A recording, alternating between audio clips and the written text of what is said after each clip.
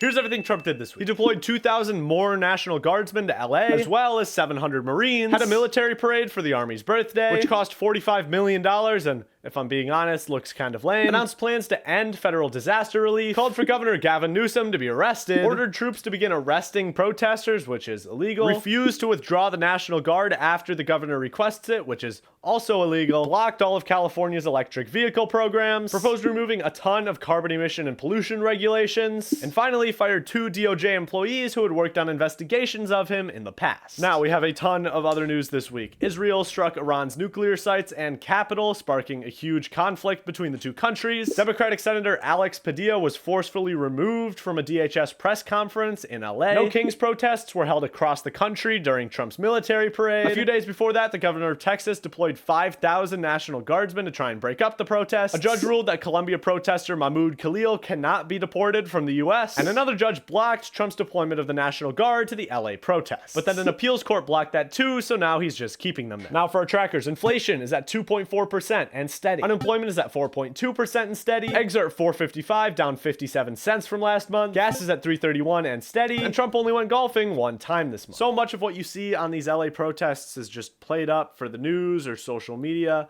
So don't necessarily believe every video and image you see. You know, we have senators tweeting out pictures and videos that were recorded 5 years ago that aren't even at the LA protests today. Do your research, do some reading, and that's going to give you the best picture of what's actually happening.